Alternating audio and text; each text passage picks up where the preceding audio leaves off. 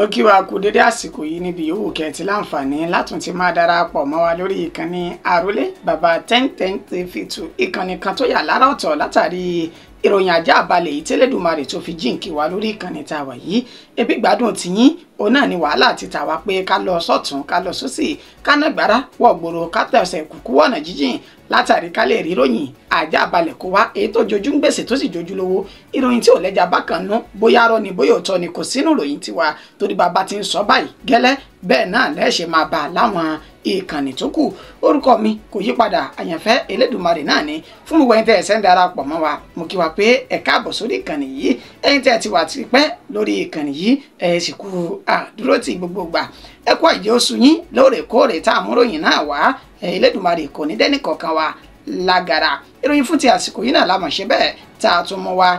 nígbà tí orúkọ oníròyìn bí mo ṣe sọ lẹ́ẹ̀kan tí ò yí padà àyànfẹ́ elédùnmarè òun lèmi ń jẹ́ kókó oníròyìn rẹ̀ ẹ̀já àyẹ̀wò ṣáájú ẹ̀kúnrẹ́rẹ́ rẹ̀ báyìí.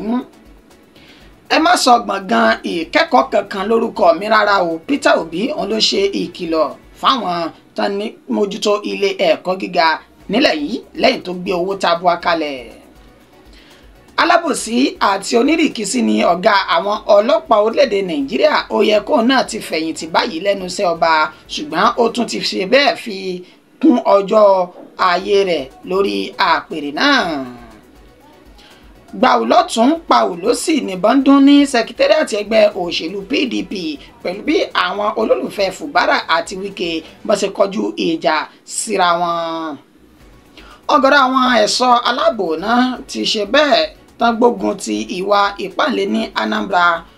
ọ̀gọ̀rọ̀ àwọn ẹ̀ṣọ́ aláàbò tán gbógun ti ìwà ìpáǹlé ní ìpínlẹ̀ Anambra ni wọ́n kú ikú òjijì nígbà tó pọ̀ farapa nínú ìjàmbá ojú pópó èyí tó wáyé ní ìpínlẹ̀ ọ̀hún. wọ́n ní ilá kìí ṣe bẹ́ẹ̀ kó ga ju onírè lọ ṣùgbọ́n ilá ayálégbé eléyìí òun ló ti ga ju onírè lọ báyìí o tó ti ga fíofío. ayálégbé kan ló ṣe bẹ́ẹ̀ fọ́ orógùn mọ́ onílé rẹ̀ ní Agbárí nípínlẹ̀ Enugu lẹ́yìn tó ní kókó kúrò ní ilé òun. iléeṣẹ́ ọlọ́pàá ìpínlẹ̀ Niger ti gba ọmọ oṣù mẹ́fà kan kalẹ̀ kúrò lọ́wọ́ àwọn ènìyàn tí wọ́n jí ọmọ náà gbé ní olúlulẹ̀ tí ń ṣe Àbújá. wọ́n ti fẹ́ pa wá tán o ìjọba ẹ tètè wá gbà wá sílẹ̀ báyìí àwọn olùgbé ìjọba ìbílẹ̀ Kauru ní ìpínlẹ̀ Kaduna náà fariwo bọnu bẹ́ẹ̀. ìròyìn náà rẹ̀ lẹ́kùnrẹ́rẹ́ báyìí ẹ má máa sọ gbọ̀ngàn ìkẹ́kọ̀ọ́ kankan lórúkọ mi rárá bí tí ń wù kó máa Peter Obi ló sọ èyí di mímọ̀ lẹ́yìn tó gbé owó tabua kalẹ̀ fún ilé ẹ̀kọ́ gíga kan ní ilẹ̀ yìí gẹ́gẹ́ bí ẹni tó jẹ́ olùdíje sí ipò ààrẹ nínú ẹgbẹ́ òṣèlú Labour Party lọ́dún 2023 tó sì tún jẹ́ gómìnà tẹ́lẹ̀ ní ìpínlẹ̀ Anambra ìyẹn Peter Obi wọn ló ti lọ́gọ́ ọ̀rọ̀ tó sì ti ṣe ìkìlọ̀ fáwọn alámòjútó ilé ẹ̀kọ́ gíga táwọn ní orílẹ̀-èdè Nàìjíríà nínú ètí ń ṣe bẹ́ẹ̀ ṣe ìdásí fáwọn ilé ẹ̀kọ́ ọ̀hún ní ibi tí ó ti ń sọ̀rọ̀ ọ̀hún lánàá òde yìí ní ilé ẹ̀kọ́ gíga tó nímọ̀ ìṣègùn òyìnbó èyí tó pè ní Shanaa tó ń bẹ ní Nsukka ibẹ̀ ni ó ti sọ èyí di mímọ̀ lásìkò tí ń bá àwọn ènìyàn sọ̀rọ̀ ní í ṣe ni Peter Obi ló gbé owó tabua tó jẹ́ $20 mílíọ̀nù kalẹ̀ láti fi ṣe àfikún fún ìdàgbàsókè ilé ẹ̀kọ́ ọ̀hún nígbà tí ẹni tó jẹ́ alákòóso ilé ẹ̀kọ́ náà Reverend Kelvin Kaetha tí yóò máa sọ̀rọ̀ wo sọ nímọ̀ wípé sẹ́rí gbọ̀ngàn ńlá tá a wà yìí tá a ti ń ṣe ayẹyẹ ẹ̀kọ́ tá à ń ṣe lọ́wọ́ yìí Peter Obi òun ló ṣe bẹ́ẹ̀ tó gbé gbọ̀ngàn òun kalẹ̀ fún ìdí èyí a ní láti sọ gbọ̀ngàn ńlá yìí ní orúkọ Peter Obi nígbà tí Peter Obi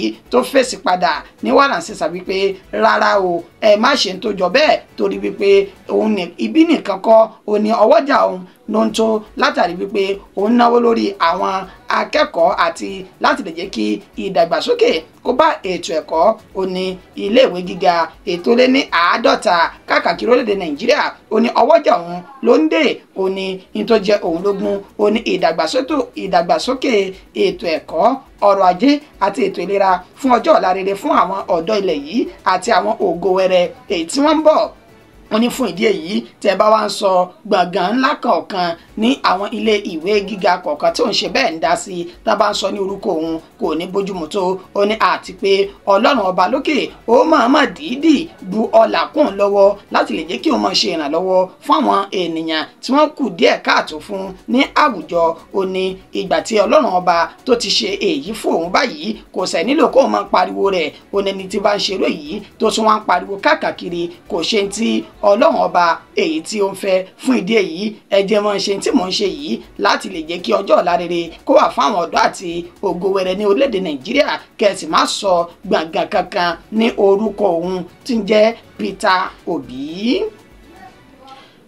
Alábòsí àti onírìkísí kódà tó fi mọ́ ẹlẹ́tàn ní ọ̀gá àwọn ọlọ́pàá orílẹ̀-èdè Nàìjíríà. Ó yẹ kóun gan ti fẹ̀yìntì lẹ́nu iṣẹ́ ọba ṣùgbọ́n níṣe ló tún ṣe bẹ́ẹ̀ ṣe àfikún ipò rẹ̀. Ajàfẹ́tọ̀ ọmọnìyàn kan lórílẹ̀-èdè Nàìjíríà èyún Chidi Odinkalu ó ní ó fi ohùn náà léde nígbà tí ń ka ẹ̀sùn sí ẹni tó jẹ́ ọ̀gá àgbà àwọn agbófinró lẹ́sẹ̀ èyún Káyọ̀dé Ẹgbẹ́tòkun. Ó sọ di mímọ̀ wípé ọ̀rọ̀ tí ẹni tí ó jẹ́ ajàfẹ́tọ̀ ọmọnìyàn Ọmọyẹlé Sowore èyí tó sọ nípa Káyọ̀dé Ẹgbẹ́tòkun níbi tó ti ṣe ní àlàyé pé illegal IGP ó ní Káyọ̀dé Ẹgbẹ́tòkun ó ní Ọmọyẹlé Sowore kò máa sí ọ̀rọ̀ náà sọ bẹ́ẹ̀ ni kò sì wí rárá. Ó ní Ọmọyẹlé Sowore ó rí ọ̀rọ̀ náà sọ ní gedengbe. Ó ní bí ò bá wá rí bẹ́ẹ̀ ṣebí láìpẹ́ yìí ó ní àwọn agbófinró èyí tí wọ́n pè ní Police Service Commission nínú ètí ẹni tó jẹ́ alukoro wọn Ikechukwu Ani tó ti fi ohùn léde wípé àwọn agbófinró wọn ti ṣe bẹ́ẹ̀ kéde iye ọjọ́ tí ọlọ́pàá kọ̀ọ̀kan yóò máa lò lẹ́nu iṣẹ́ ọba. Ó ní agbófinró tí ọjọ́ orí rẹ̀ bá ti tó ẹni 60 ọdún níṣe ni yóò fi ipò sílẹ̀ tí yóò sì lọ́ọ́ fi ẹ̀yìn tì lẹ́nu iṣẹ́ ọba. Èyí tí kò bá wá rí bẹ́ẹ̀ tó bá tún ti wá lè lo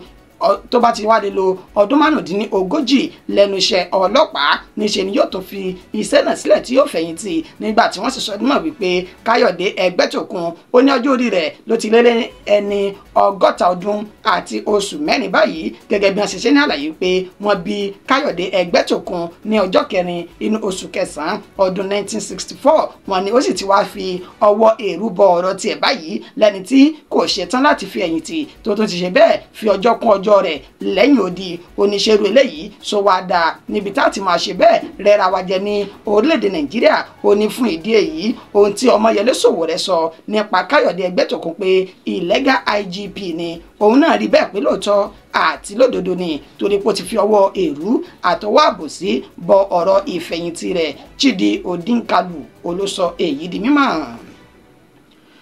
Gbàwù lọ́tún pawù lósì ní bọ́ńdún ní sẹkítẹ́rìàtì ẹgbẹ́ òṣèlú PDP pẹ̀lú bí àwọn olólùfẹ́ Fubara àti Wike bó ti ṣe ìkọlù síra wọn ní sẹkítẹ́rìàtì náà. Lánàá òde yìí tí ń ṣe ọjọ́ 21 inú oṣù kínní ọdún tá a wọ̀ yìí ní Port Harcourt tí ń ṣe olúlu ìpínlẹ̀ Rivers. Ibẹ̀ ni àwọn olólùfẹ́ gómìnà ìpínlẹ̀ ọ̀hún èyàn Similalayi Fubara àti àwọn tó jẹ́ olólùfẹ́ fún mínísítà tó ń rí sọ̀rọ̀ olúlu ilẹ̀ yìí tí ń ṣe Àbújá èyàn Nyesom Wike ni wọ́n kọjú ìjà síra wọn ní sẹkítẹ́rìàtì ọ̀hún nílẹ̀ tí wọ́n sọ dímọ̀ wípé níṣe ní ìbọn dún lákọ gẹ́gẹ́ bí a ṣe gbọ́ láti àwọn tí ọ̀rọ̀ náà tí ó sojú wọn. Wọ́n sọ dímọ̀ wípé lẹ́yìn tí ilé-ẹjọ́ tó dájọ́ ìyọninípò Aaron Chukwuemeka nínú ẹgbẹ́ òṣèlú PDP ọ̀hún níṣe ni àwọn tí wọ́n jẹ́ olólùfẹ́ Fubara ó ní wọ́n wà ní ilé-ẹjọ́ náà lásìkò ọ̀hún ní sẹkítẹ́rìàtì lásìkò ọ̀hún nígbà tán ní àwọn olólùfẹ́ ti Nyesom Wike àwọn náà lọ sí bẹ́ẹ̀ wọ́n lọ bá wọn tásì sọdímọ̀ wípé ìbọn dún lákọlákọ látàrí àwọn ọmọ gànfẹ́ táwọn nínú ẹgbẹ́ òṣèlú ọ̀hún níbi tí wọ́n ní àwọn olólùfẹ́ Fubara àti olólùfẹ́ Wike náà dojú ìbọn kóra wọn tásì yin ìbọn náà ní tako. Ọ̀gọ̀rọ̀ àwọn ẹ̀ṣọ́ aláàbò tán gbógun ti ìwà ìpáǹlé ní ìpínlẹ̀ Anambra ni wọ́n kú ikú òjijì nígbà tọ́pọ̀ farapa nínú ìjàmbá ojú pópó èyí tó wáyé ní ìpínlẹ̀ Anambra náà. Anambra Anti-Theft Squad tí wọ́n tún pè ní Ndi Aka Odo ó ní wọ́n ṣe bẹ́ẹ̀ rí ìjàmbá ojú pópó lánàá òde yìí gẹ́gẹ́ bí àlàyé tí ẹni tí ọ̀rọ̀ náà tí ó sojú rẹ̀ èyàn Peter Eze èyí tí ó ṣe fáwọn oníròyìn ó ní ní agbègbè ọ̀bá ní ìjọba ìbílẹ̀ gúúsù ìdẹ́milì ó ní ìṣẹ̀lẹ̀ náà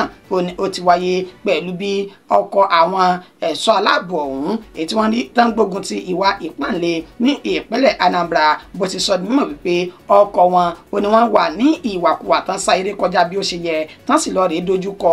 tipa kan èyí tó kó iyanrìn tó kún fọ́fọ́ sínú rẹ̀ ní òpópónà Onitsha sí Owerri ó ní bí ìṣẹ̀lẹ̀ yìí ti ṣẹlẹ̀ tán ní wàràǹṣeṣà ó ní àwọn mẹ́rin náà gbèkúrú jẹ lọ́wọ́ ẹ̀bọra lára àwọn ènìyàn náà nígbà tí àwọn mẹ́rin tó kù tí wọ́n fi ara pa yamayama kó tó di pé wọ́n gbé wọn lọ sí ilé ìwòsàn ó ṣe ní àlàyé nínú ọ̀rọ̀ wọn wípé inú àwọn kan dùn lórí ìṣẹ̀lẹ̀ burúkú ọ̀hún nígbà tí àwọn kan sì banújẹ́ ǹjẹ́ kí ló fa ìdùnnú àwọn kan tí inú wọn dùn lórí bí àwọn ènìyàn náà wọ́n ṣe pàdé ikú òjijì ó ṣe ní àlàyé pé àwọn ẹ̀ṣọ́ aláàbò ọ̀hún wọn ni wọ́n ti ń fi ẹjọ́ wọn sùn tá sì ti ń fi ìkìlọ̀ fún wọn láti ọjọ́ tó ti pẹ́ wípé ìṣesí wọn àti ìhùwàsí wọn láwùjọ ó ní ó kù díẹ̀ káàtó torí wípé wọ́n máa ń ṣe agbára lò tá sì máa ń lu àwọn ènìyàn ní ìlòkulò láì ní ṣe ìwádìí ọ̀rọ̀ kó tó di wípé wọ́n gbé ìgbésẹ̀ èyí tó bá wù wọ́n láti gbé ó ní wọ́n ti ṣe ìkìlọ̀ fún wọn títí èyí tí wọn ò gbọ́ èyí ló sì fà á tí inú àwọn kan fi ń dùn lórí bí ẹ̀mí wọn bó ṣe bẹ́ẹ̀ tó bá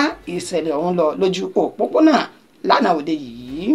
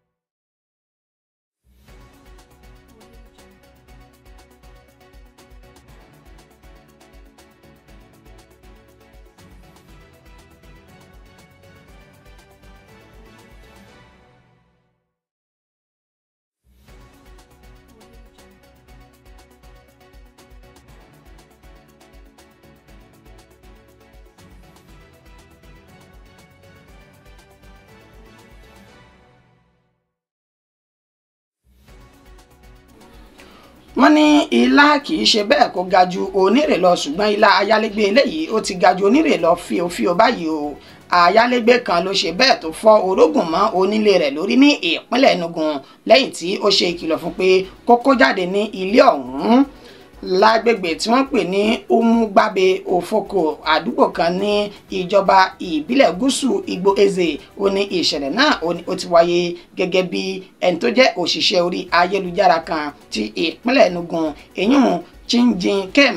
Ogunwanyi tó fi sójú òpó ayélujára rẹ̀ níbi tó ti ṣe ní àlàyé wípé ẹni tó nílé náà ló jẹ́ ọmọ òrukàn tí kò ní bàbá àti ìyá láyé mọ́ tó sì ṣe bẹ́ẹ̀ gba arábìnrin lálejò ní ilé rẹ̀ wípé kó nìkan má máa dágbé ilé ọ̀hún bó ṣe tóbi tó níṣe ni ó sọ dímọ̀ wípé lẹ́yìn tó gba arábìnrin náà ní àlejò ni ó sọ dímọ̀ pé kí arábìnrin ọ̀hún kó jáde kúrò ní inú ilé náà ṣùgbọ́n tani níṣe ni arábìnrin náà ló lọ mú orógùn ńlá tó fi fọ́ arákùnrin ọ̀hún tó fi fọ́ lórí wípé àlóhùn ò lọ́bì kankan báyìí mo ti dé tán sọ́dọ̀ rẹ̀ nù wàyí o òun àti àwọn ọmọ rẹ̀ méjì yún arábìnrin náà ni wọ́n ti wà ní àkóló àwọn agbófinró báyìí níbi tá ti ń ṣe ìwádìí wọn lórí ọ̀rọ̀ náà tá sì náà wọ́n kọjú wọn sílé ẹjọ́ láìpẹ́ yìí.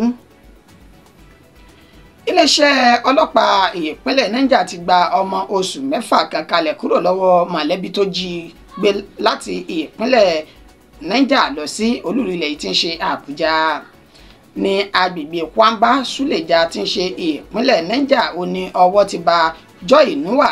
àti ènìyàn míì tájẹ́ 4 tájọ ṣiṣẹ́ burúkú ọ̀hún. Joy Nuwa ló wá láti ìpínlẹ̀ Nasarawa nílé tí wọ́n ní ó wá kí ẹni tó jẹ́ mọ̀lẹ́bí rẹ̀ èyí tí ó ní ọmọ oṣù 6 lọ́wọ́ mọ̀lẹ́bí rẹ̀ ọ̀hún wọn ló gbé ọmọ náà kalẹ̀ fún Joy wípé òun fẹ́ lọ sí ọjà láti lọ ra nǹkan tí àwọn yóò ṣe jẹ ní inú ilé pé kó máa bọ̀ mójútó ọmọ náà níṣe ni Joy Nuwa ó ṣe iṣẹ́ ọ̀hún papọ̀ pẹ̀lú àwọn alájọgbé ìyá ọmọ ọ̀hún nílé tí wọ́n ti jọ gbìmọ̀ pọ̀ láti ta ọmọ oṣù 6 náà sí Àbújá nílé tí wọ́n sì sọ dímọ̀ wípé ibi tí ìṣẹ̀lẹ̀ náà tí ó ti ṣẹlẹ̀ ó ní wọ́n ti fi páńpẹ́ òfin mú ẹni tó ra ọmọ ọ̀hún èyí tí orúkọ rẹ̀ ń jẹ́ Patient Obana ẹni ọdún 23 àlàyé alukoro iléeṣẹ́ ọlọ́pàá ìpínlẹ̀ Niger Wàsíù Abíọ́dún ó sọ dímọ̀ wípé arábìnrin ọ̀hún ó ní wàá fi ọ̀rọ̀ náà tó àwọn létí ní ọjọ́ karùndínlọ́gbọ̀n nínú oṣù tí a lò sẹ́yìn yìí ti ń ṣe oṣù kínní ọdún 2025 wípé ó ń fi ọmọ òun sọ arábìnrin Joy Noah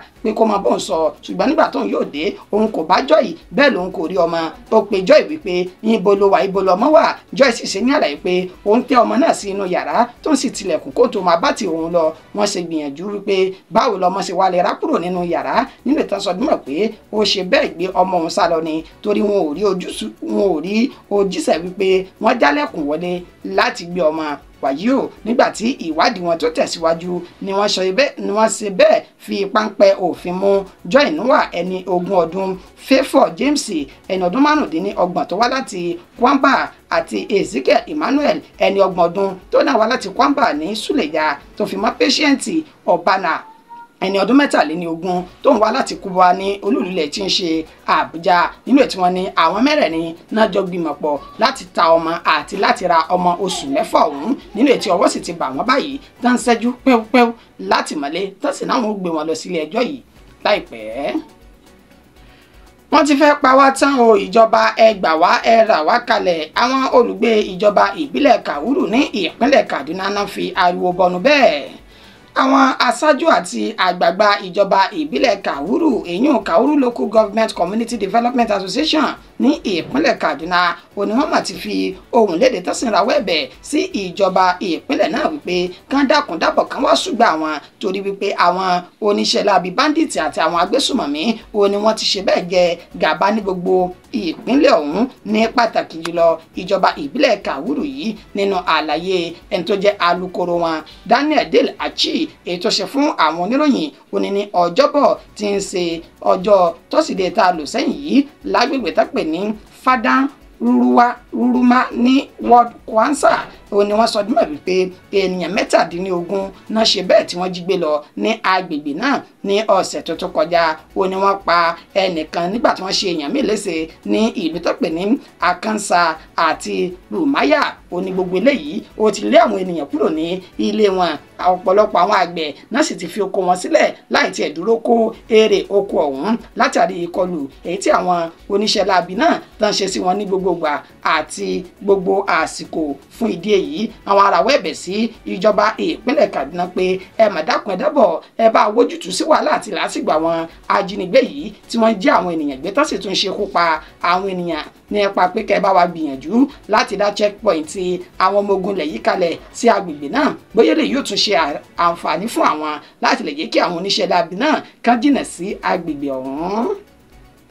Kídùn kó pọ̀ ṣókí báyìí náà ni ọbẹ̀ oge ìfilẹ̀ oníkọjá ìpéǹpéjú gbogbo mo mọ̀ọ́dé mo mọ̀ọ́gẹ̀ náà nù ká tó wá máa lọ ẹja mẹ́nubà kókó tá a mẹ́nubà lẹ́ẹ̀kan sí i. Ẹ má sọ gbọ̀ngàn ìkẹ́kọ̀ọ́ kankan lórúkọ mi rárá o Peter Obi la ní ó ṣe ìkìlọ̀ fún àwọn ilé ẹ̀kọ́ gíga èyí tí ó ń gbé owó tambuwa kalẹ̀ fún ìdàgbàsókè ètò ẹ̀kọ́ ìpínlẹ̀ ọ̀hún. Àní alábòsí àti ìrìkísí ni ọ̀gá àwọn ọlọ́pàá orílẹ̀-èdè Nàìjíríà ó yẹ kó náà ti fẹ̀yìntì báyìí ṣùgbọ́n ó ṣe bẹ́ẹ̀ ṣe àfikún àsìkò rẹ̀ lórí ipò ajàfẹ́tọ̀ọ́ ọmọnìyàn Chidi Odinkalu lálómòyí wá. Àmọ́ wá pé gbàù lọ́tún pàù lósì ní ìbọn dún ní sẹkítẹ́rìàtì ẹgbẹ́ òṣèlú PDP pẹ̀lú bí àwọn olólùfẹ́ Fubara àti Wike wọ́n ti ṣe ìkọlù síra wọn.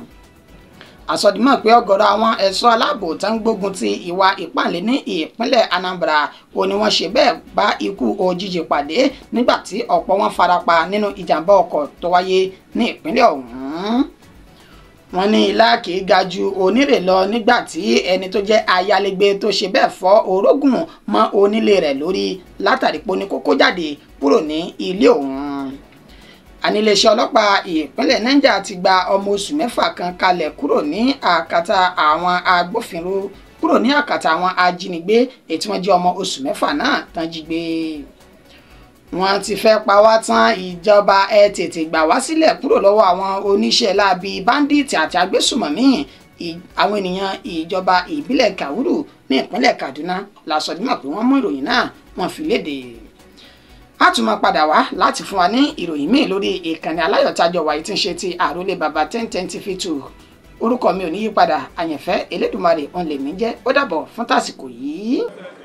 Thank you. Distinguished members of the press, communique issued at the end of the PDP Governors Forum held today at Government House, Asaba, Delta State on Friday, January 31st, 2025. The PDP Governors Forum held its 2025 first monthly meeting today, Friday, January 31st, 2025 in Asaba, the capital of Delta State, and arising therefrom resolved to issue the following communique. 1. The Forum employed the occasion to review the performance of member states in particular and the state of the nation in general, as well as developments in the party at the end of 2024, and noting the monumental socio-economic, security, infrastructure, and other challenges that confronted the nation during the period. The meeting commended governors of member states for pursuing policies and programs that not only ameliorated the plight of the people, but were aimed at creating the foundation for sustainable development in their various states. 2. The meeting noted the macroeconomic policies of the federal government that have inflicted hardship and pain on the polity. Therefore, the Forum called the federal government to either revisit or reject its macroeconomic policies to ameliorate or stop the hardship and pain that they have inflicted on Nigerians, as no meaningful or impactful achievements in the states will be achieved until the harsh policies are addressed. 3. The Forum noted with delight the ongoing efforts at resolving the crisis in the National Working Committee, NWC, on the position of the National Secretary, and has reaffirmed its support for the subsisting court judgment on the matter. Consequently, the Forum advised the NWC to set up the machinery for the effective implementation of the Federal High Court judgment, or Court of Appeals. Number 4, the Forum, having examined all the notices required by law to be given to validly convoke NEC, advised NWC to reschedule NEC to the 13th of March 2025. Number 5, while commending the country's valiant and patriotic armed forces and security agencies for maintaining the front line and securing the country and the gains of our gallant personnel against bandits in some parts of the country, the Forum viewed with deep concern the resurgence of brazen non-state actors. It therefore calls for the strengthening of the nation's security architecture. Number 6, the Forum expressed its gratitude to the host governor, Right Honorable Sharif Abowore, the government and the people of Delta State for their hospitality and friendly disposition that have yielded the successful, well-structured and impactful meeting that we just had. Even as it is equally commend the governor for the giant strides recorded by his administration in the areas of infrastructure, environment remediation, people empowerment, and combating insecurity. Finally, the Forum enjoined Nigerians not to despair in the face of prevailing hardships, with the firm assurance that the PDP will remain committed to returning our great nation to the glorious days of the pre-2015